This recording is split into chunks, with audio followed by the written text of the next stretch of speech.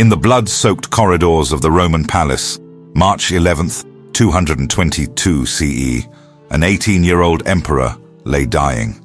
According to contemporary historian Cassius Dio, the Praetorian guards who had sworn to protect the ruler instead dragged the young sovereign's mutilated body through the streets of Rome before hurling it into the Tiber River.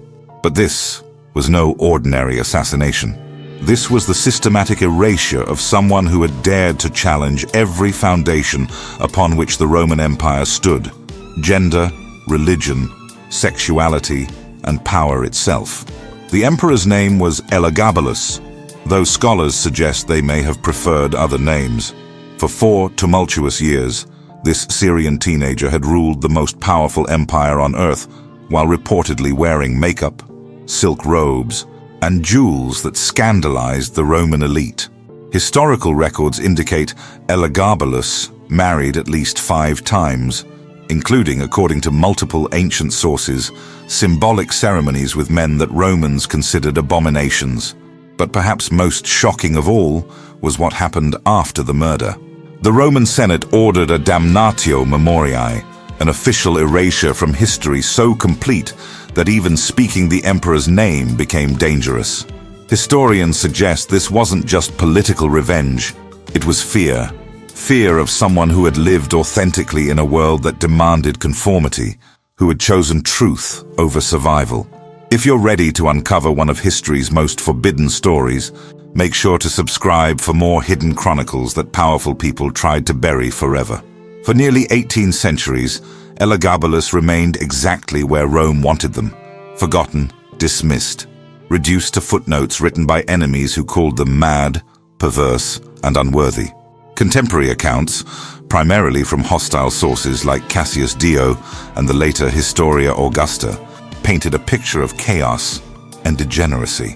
Yet modern scholars increasingly argue these weren't the ravings of a disturbed mind, but the documented actions of someone who may have been expressing a transgender identity in an age when such concepts had no words, no recognition, no mercy.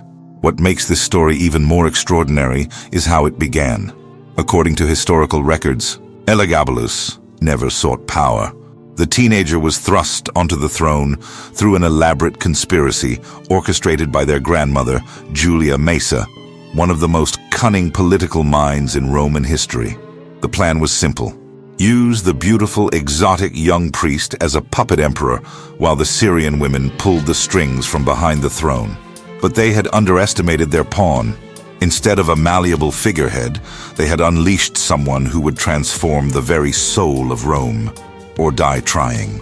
Historians record that within months of arriving in the capital, Elagabalus began implementing changes so radical that they would spark revolts, conspiracies, and ultimately a brutal reckoning that would leave the palace steps stained with imperial blood. Yet buried beneath centuries of propaganda and hatred lies a different story entirely. A story of courage, authenticity, and a love so forbidden that it would cost an empire its emperor. The story begins not in Rome, but in the sun-scorched Syrian city of Emesa, where on a spring day in 203 CE, a child was born who would shatter an empire. Historical records indicate the baby was given the name Varius Avitus Bassianus, though they would later adopt the name of their god, Elagabalus. According to ancient sources, this birth occurred within one of the most powerful families in the eastern provinces, a lineage that traced its influence not through Roman politics, but through something far more ancient and mystical. The child's mother was Julia Soaemias, a woman whose very existence challenged Roman conventions. Contemporary accounts describe her as a member of the Syrian Emesan royal family, but more significantly, she belonged to a matriarchal dynasty of priestesses who controlled the worship of Elagabal, the Syrian sun god. Historians suggest this wasn't merely a religious position, it was political power, wrapped in sacred authority. In Emesa, the priests and priestesses of Elagabal controlled vast wealth, owned extensive lands, and commanded the loyalty of thousands. But the true architect of the family's destiny was Julia Soaemias' mother, Julia Maesa. Ancient sources record that Maesa was the sister of Julia Domna, who had been the powerful wife of Emperor Septimius Severus. This connection meant that young Elagabalus carried imperial blood, or at least that's what the family would later claim. Modern scholars debate whether this bloodline was genuine or an elaborate fabrication designed to justify future ambitions. What cannot be disputed is the extraordinary environment in which the child grew up. According to historical accounts, Elagabalus was raised primarily among women in a culture that revered divine androgyny. The sun god Elagabal was often depicted with both masculine and feminine attributes, served by priests who performed sacred rituals that reportedly included gender-fluid expressions.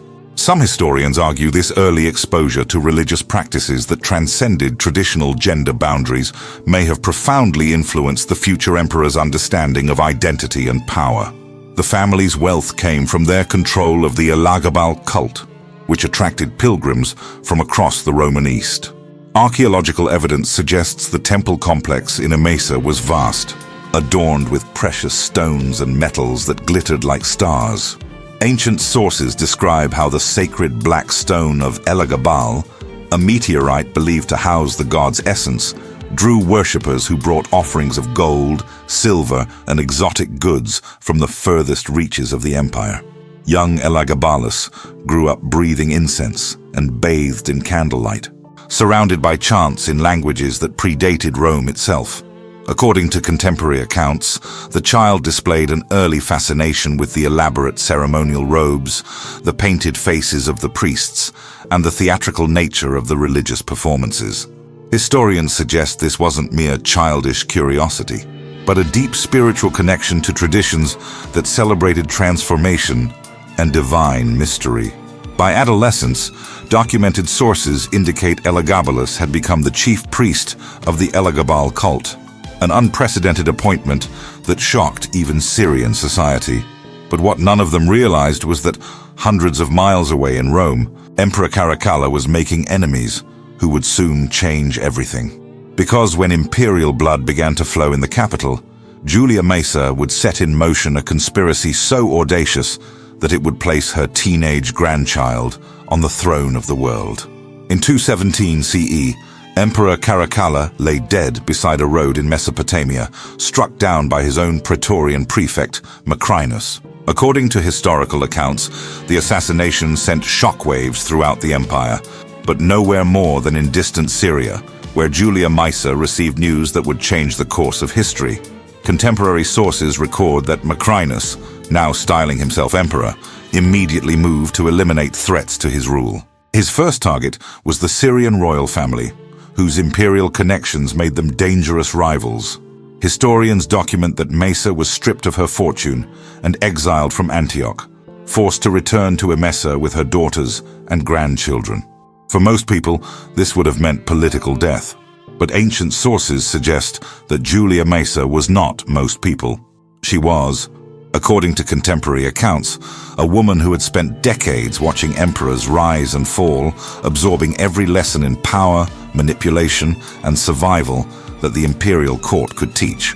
What happened next would demonstrate why Roman politicians feared Syrian intelligence networks more than barbarian armies. Historical records indicate that Maesa began meeting secretly with officers of the Syrian legions stationed in Emesa.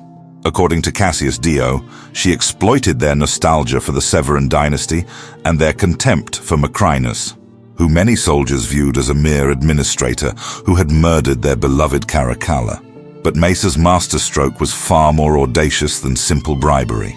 Ancient sources record that she began spreading a rumor so explosive it would reshape the empire, that her grandson, Elagabalus, was not merely related to imperial blood, but was actually Caracalla's secret illegitimate son. Modern historians widely consider this claim fabricated, but contemporary accounts suggest the soldiers wanted to believe it. The alternative was accepting that their emperor had been murdered by a bureaucrat from North Africa. According to historical sources, the conspiracy gained momentum when Maesa arranged for the teenage Elagabalus to appear before the troops in the sacred robes of the sun god.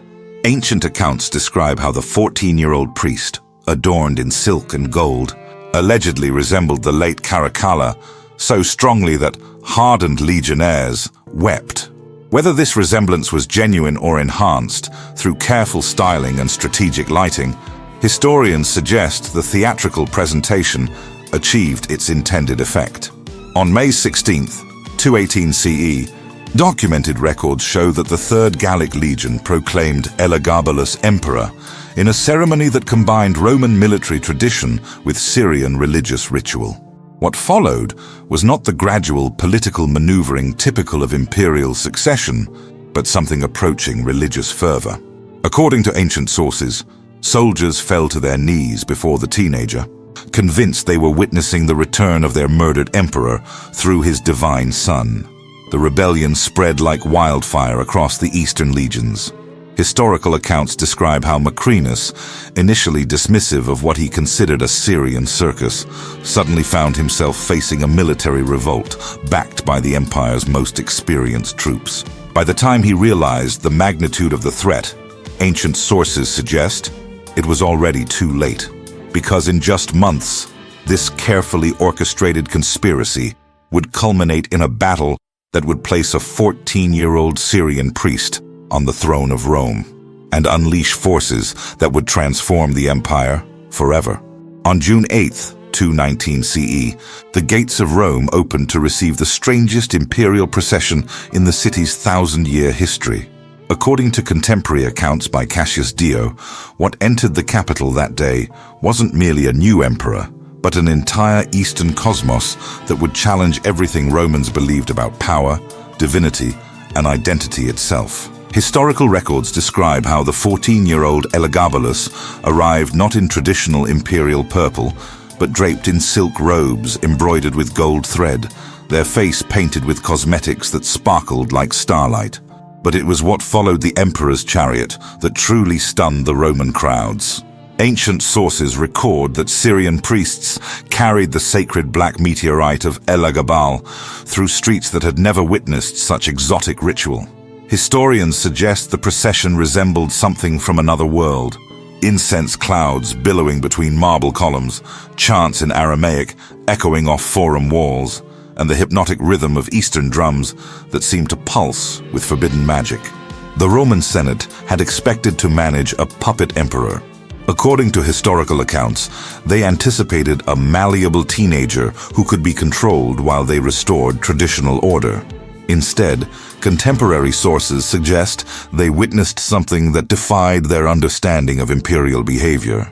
Elagabalus reportedly insisted on conducting the first Senate meeting while wearing full priestly regalia, speaking in accented Latin about divine mandates that senators found incomprehensible. What happened next would become the subject of scandalized whispers that would echo through Roman history. According to multiple ancient sources, Elagabalus announced plans to construct a massive temple to Elagabal on the Palatine Hill, not as an addition to Roman religion, but as its replacement. Historians document that the emperor proclaimed the Syrian sun god would become the supreme deity of the empire, with Jupiter reduced to a subordinate role. Tell me in the comments what part of this story shocks you the most so far. And if you're enjoying this documentary, make sure to subscribe for more stories like this. But the religious revolution was only the beginning. Contemporary accounts describe how Elagabalus began appearing in public wearing styles of dress that Romans had never seen on an emperor. Ancient sources record that the teenager wore flowing silk garments, elaborate jewelry, and according to hostile chroniclers, cosmetics and perfumes that were traditionally associated with Eastern court culture. Modern scholars debate whether these were authentic expressions of identity or calculated political provocations. The emperor's behavior in private proved even more unsettling to Roman sensibilities. Historical sources indicate that Elagabalus surrounded themselves with Syrian courtiers, Eastern priests, and according to contemporary gossip, beautiful young men who held unprecedented influence over imperial decisions. Ancient accounts describe lavish banquets, where traditional Roman hierarchy dissolved into what scandalized observers called Oriental decadence.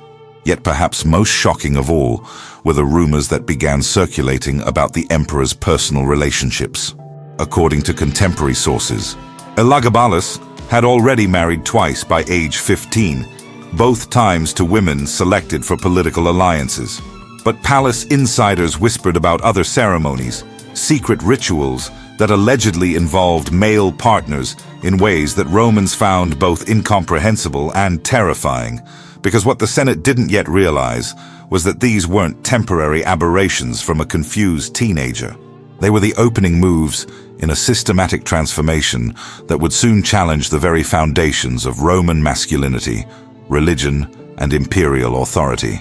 Within months of arriving in Rome, Elagabalus began shattering conventions in ways that would have been unthinkable under any previous emperor. According to multiple ancient sources, the teenage ruler's approach to marriage and relationships defied not only Roman tradition, but the very foundations of imperial masculinity.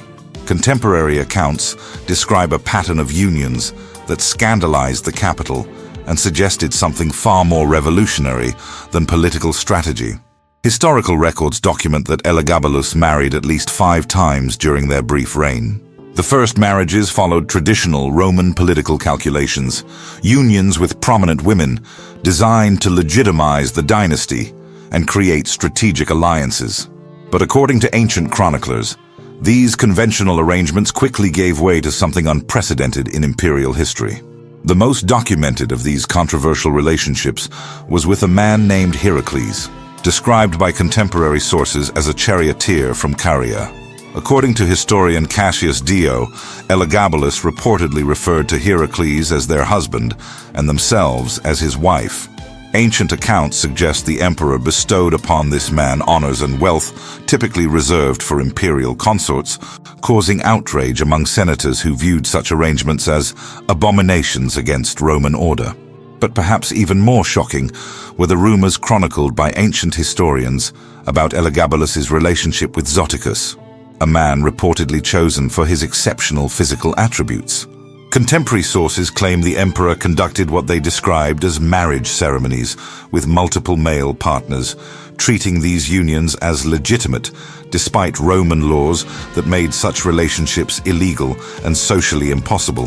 What made these accounts even more extraordinary were the claims about Elagabalus's personal identity. According to hostile ancient sources like the Historia Augusta, the emperor allegedly sought ways to physically transform their body to match what historians interpret as feminine self-perception. Ancient chroniclers reported that Elagabalus consulted physicians about procedures that might alter their anatomy, though modern scholars note these accounts come from writers determined to portray the emperor as depraved. Contemporary sources also describe how Elagabalus adopted feminine dress, jewelry, and cosmetics, not just for religious ceremonies, but in daily life. According to ancient accounts, the emperor preferred to be addressed with feminine titles and reportedly expressed frustration at the limitations imposed by their male anatomy. Modern historians increasingly interpret these behaviors as possible expressions of transgender identity, though they caution that applying contemporary concepts to ancient figures requires careful consideration. The emperor's mother, Julia Soaemias, allegedly enabled these relationships and choices. Ancient sources suggest she viewed her child's happiness as more important than Roman convention, a stance that contemporary chroniclers found as shocking as the emperor's own behavior. Historical accounts describe how she defended Elagabalus against critics and reportedly helped arrange some of the controversial unions. Yet behind the scandal and gossip lay a deeper truth that Romans found terrifying. According to contemporary observations, these weren't the desperate acts of a confused teenager, but the systematic choices of someone who had decided to live authentically, regardless of consequences. Ancient sources suggest Elagabalus genuinely loved their male partners and found joy in expressing their identity through dress, ceremony, and behavior that challenged every assumption about imperial authority. Because what the emperor couldn't foresee was how this authenticity would provide their enemies with the perfect weapon to destroy them. By 221 CE, the whispered conversations in Roman taverns, senate chambers, and military barracks had crystallized into something far more dangerous than gossip. According to contemporary sources, what had begun as scandalized murmurs about the emperor's behavior had evolved into coordinated resistance from the very foundations of Roman power. Historical accounts describe an empire where traditional authority structures were quietly organizing to reclaim control from what they viewed as an Eastern usurpation of Roman values. The Roman Senate, though officially powerless to challenge an emperor directly, found subtle ways to express their displeasure. Ancient sources record how senators began boycotting imperial ceremonies, citing convenient illnesses or urgent business in distant provinces.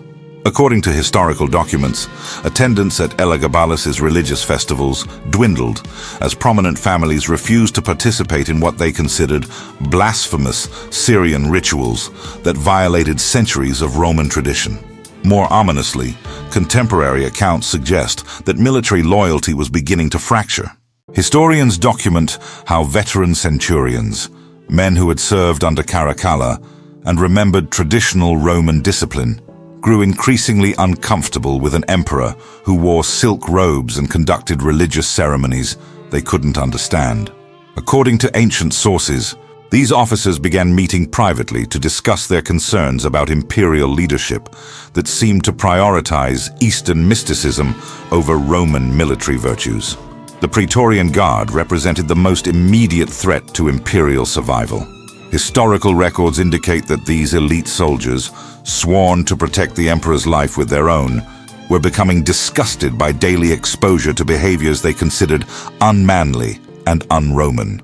Contemporary sources describe how guardsmen mocked their sovereign behind closed doors, referring to the emperor with crude nicknames that questioned both their masculinity and their fitness to rule an empire built on conquest and discipline.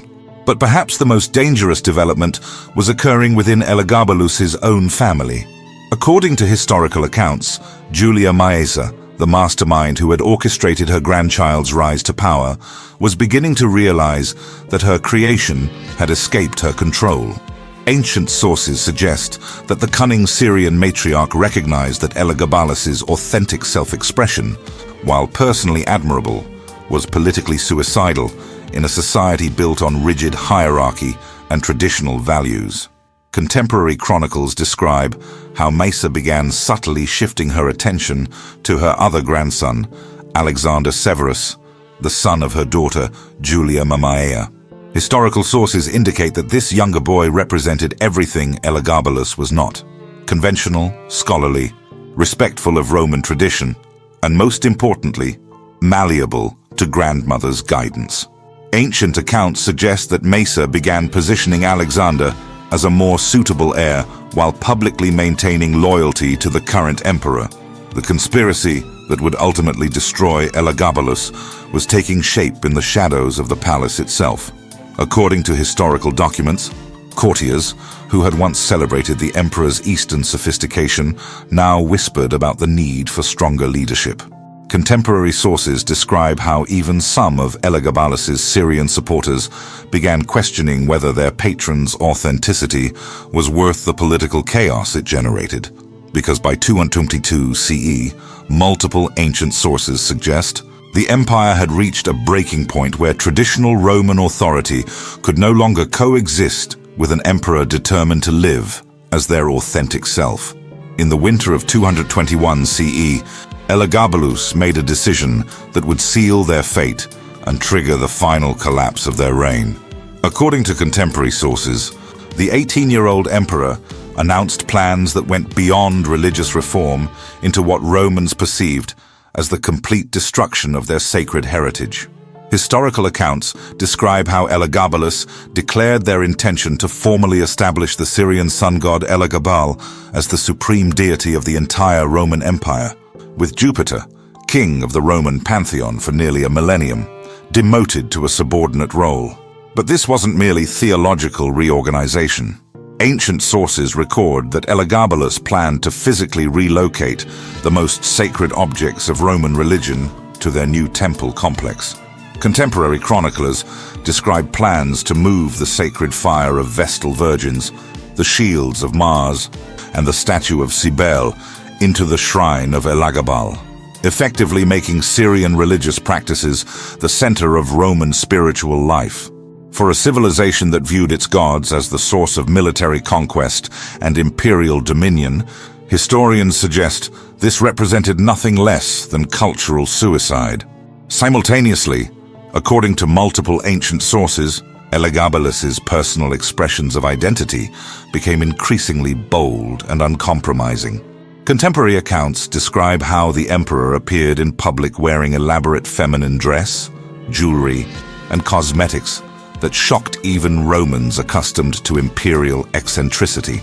Historical sources indicate that Elagabalus insisted on being addressed with feminine titles and reportedly became furious when courtiers used masculine pronouns or references. The breaking point, according to ancient chroniclers, came when rumors spread throughout Rome about Elagabalus's alleged attempts to obtain what modern historians interpret as gender-affirming medical procedures. Contemporary sources claim the emperor consulted physicians about surgical alterations to their anatomy, causing horror among Romans who viewed such modifications as abominations against divine order. Whether these accounts were accurate or propaganda, historians note they represented the ultimate violation of Roman concepts of fixed gender roles and imperial masculinity. Ancient sources also describe how Elagabalus's relationships with male partners became increasingly public and formalized. Contemporary accounts record elaborate ceremonies where the emperor allegedly married men in rituals that combined Syrian religious traditions with Roman legal forms. Historical chronicles suggest these ceremonies were conducted with full imperial pageantry, forcing Roman officials to witness what they considered blasphemous violations of both law and nature. The emperor's behavior during Senate meetings reportedly became equally provocative. According to historical accounts, Elagabalus appeared before senators in full feminine regalia, speaking about divine mandates and Eastern wisdom, while surrounded by Syrian courtiers and male companions. Contemporary sources describe how the emperor seemed deliberately to flaunt every convention that Romans held sacred, as if testing how far imperial authority could stretch before snapping entirely. By early 222 CE, multiple ancient sources suggest that patience among traditional Romans had completely evaporated. Historical accounts describe secret meetings where senators, military officers, and even palace servants discussed the necessity of removing an emperor they viewed as a threat to Roman civilization itself. The conspiracy was gaining momentum, drawing support from the highest levels of government and military command. Because what Elagabalus didn't realize was that their grandmother, Julia Maesa, had already chosen their replacement and begun the final betrayal. March 11th, 222 CE began like any other day in the imperial palace, but according to ancient sources, it would end with blood pooling on marble floors and an empire's most controversial ruler silenced forever. Contemporary accounts describe how the conspiracy that had been brewing for months finally exploded into violence that would shock even Romans accustomed to imperial assassinations. Historical records indicate that the plot involved the highest levels of government, military command, and most devastatingly of all, Elagabalus's own family. The betrayal began with Julia Maesa, the grandmother who had orchestrated Elagabalus's rise to power 4 years earlier. According to historical sources, she had grown convinced that her grandchild's authenticity was incompatible with imperial survival. Ancient accounts describe how she allied with her daughter Julia Mamaia, Elagabalus's aunt, to promote the younger Alexander Severus as a more acceptable alternative. Contemporary chroniclers suggest that these Syrian women had decided their family's dynasty mattered more than one emperor's happiness. The immediate trigger for violence came when rumors spread through the Praetorian camp about Elagabalus's alleged plans to eliminate potential rivals, including young Alexander. According to multiple ancient sources, whether these rumors were true or fabricated by conspirators remains unclear, but they provided the excuse that the guards had been waiting for. Historical accounts describe how the Praetorians, already disgusted by years of what they considered un-Roman behavior, finally had justification for action. Ancient sources record that the assassination unfolded in the palace itself, where Elagabalus believed they were safest. Contemporary accounts by Cassius Dio describe how the Praetorian Guards, the very men sworn to protect the emperor's life, turned their weapons against their sovereign. Historical chronicles suggest the 18-year-old fought desperately, but against armored professionals wielding gladii, resistance was futile. The brutality didn't end with Elagabalus's death. According to ancient sources, Julia Soaemias, the emperor's devoted mother who had supported her child's authentic self-expression, was murdered alongside her son. Contemporary accounts describe how the guards showed no mercy to the woman who had enabled what they viewed as abominations against Roman order. Historical records indicate that her crime was loving her child more than she feared Roman convention. What happened next reveals the depth of hatred that Elagabalus had inspired among traditional Romans. According to multiple ancient chroniclers, the guards didn't simply kill the emperor and move on, they desecrated the body with fury that bordered on religious frenzy. Contemporary sources describe how the corpses were dragged through the streets of Rome, allowing citizens to witness the fate of those who challenged Roman values. The ultimate humiliation came when ancient accounts record that both bodies were thrown into the Tiber River, denying them proper burial and condemning their spirits to eternal wandering according to Roman beliefs. Historical sources suggest this wasn't random cruelty, but calculated erasure, an attempt to ensure that Elagabalus would be forgotten as completely as they had been destroyed. Yet, even as their blood cooled on palace stones, according to contemporary sources, the conspirators were already implementing the final phase of their plan. Ancient chronicles describe how Alexander Severus was proclaimed emperor within hours, with Julia Maesa and Julia Mamaea positioned as his regents and protectors. Because the murder was only the beginning of Elagabalus's punishment, the real revenge would be the systematic destruction of their memory and legacy. Within days of the assassination, the Roman Senate enacted one of the most complete erasures in imperial history. According to historical records, they declared a Damnatio Memoriae against Elagabalus, a formal condemnation that wasn't simply punishment for the dead, but systematic obliteration designed to remove every trace that the emperor had ever existed. Ancient sources describe how this process went far beyond destroying statues or defacing coins. It involved rewriting history itself to create the illusion that the Syrian teenager's reign had been nothing more than a temporary nightmare. The mechanics of erasure began immediately. Contemporary accounts record how stone carvers were dispatched throughout the empire to chisel Elagabalus's name from inscriptions, monuments, and public buildings. Historical sources indicate that coins bearing the emperor's image were recalled and melted down, while paintings and sculptures were destroyed or modified to remove recognizable features. According to ancient chroniclers, even private citizens were encouraged to destroy any portraits or objects that might remind future generations of the forbidden reign. But the most insidious aspect of this campaign was how it shaped historical narratives for centuries to come.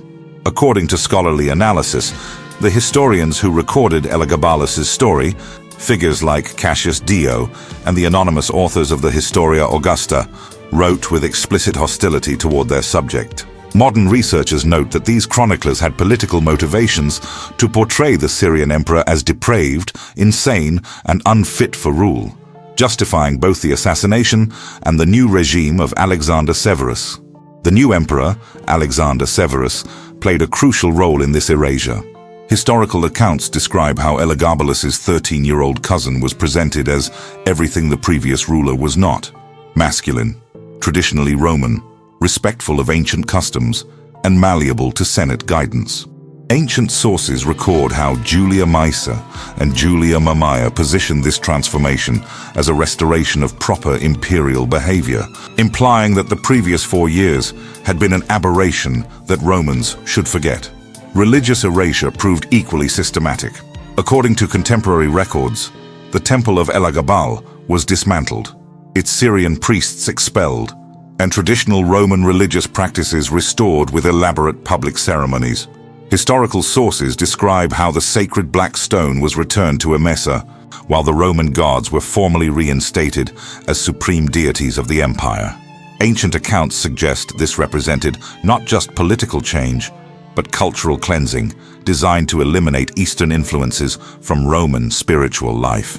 Perhaps most tragically, the personal erasure extended to Elagabalus's relationships and identity expressions. According to historical analysis, later chroniclers transformed authentic accounts of the emperor's gender identity and same-sex relationships into propaganda about depravity and madness. Modern scholars note how ancient sources deliberately used language designed to portray these behaviors as symptoms of mental illness, rather than expressions of personal authenticity. The success of this erasure was so complete that for nearly 18 centuries, Elagabalus existed only as a footnote, a cautionary tale about the dangers of Eastern corruption and imperial weakness. Ancient sources ensured that future generations would remember the Syrian emperor not as someone who dared to live authentically, but as a monster whose very existence threatened civilized society. Yet history has a way of resurrecting even the most thoroughly buried truths, and in our modern age, scholars have begun uncovering a very different story beneath the layers of ancient propaganda. For nearly 18 centuries, Elagabalus remained exactly where Roman propaganda had placed them, dismissed as a cautionary tale about the dangers of Eastern corruption and imperial weakness. But in recent decades, historians have begun peeling back layers of ancient hostility to reveal a story far more complex and profound than their enemies could have imagined. According to modern scholarship, what emerges isn't a tale of madness or depravity, but the remarkable account of someone who may have been expressing transgender identity in an age when such concepts existed beyond the boundaries of language, understanding, or mercy. Contemporary scholars like Leonardo de Arrizabalaga, E. Prado, and others have re-examined ancient sources with fresh perspectives, noting how hostile chroniclers may have transformed authentic expressions of gender identity into propaganda weapons. According to recent academic analysis, behaviors that Roman historians described as evidence of insanity, preferring feminine dress, requesting feminine titles, seeking physical transformation, align remarkably with modern understanding of transgender experience. Modern researchers suggest that Elagabalus may represent one of history's earliest documented cases of someone openly living according to their gender identity, despite enormous personal and political costs. What makes this interpretation even more compelling is the historical context. According to scholarly research, the ancient Mediterranean world contained far more fluid concepts of gender and sexuality than later Christian-influenced societies would permit.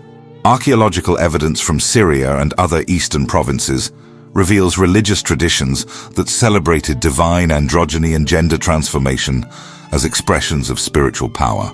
Historians suggest that Elagabalus may have been drawing upon authentic cultural practices that Romans found threatening precisely because they challenged rigid binary systems essential to imperial authority.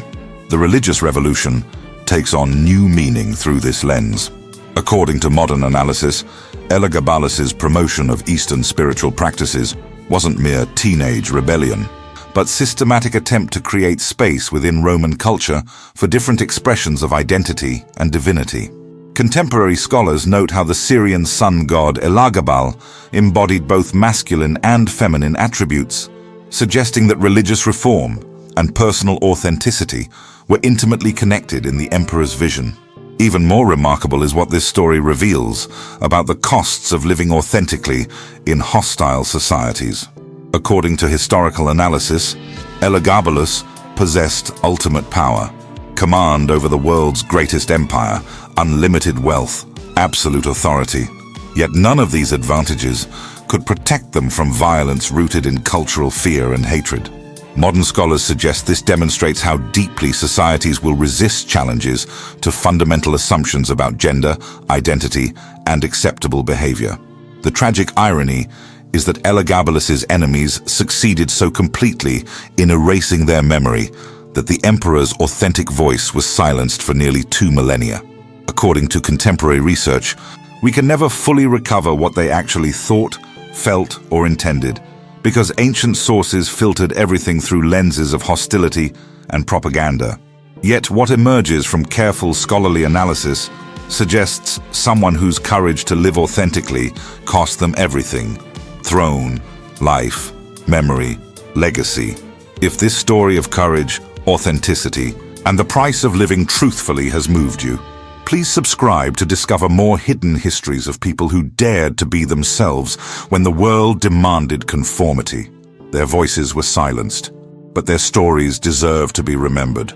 Today, as societies worldwide grapple with questions of gender identity, religious freedom, and authentic self-expression, Elagabalus's story resonates with startling relevance. According to modern historians, this ancient emperor's brief reign illuminates eternal tensions between individual authenticity and social conformity, reminding us that the courage to live truthfully has always been both precious and dangerous.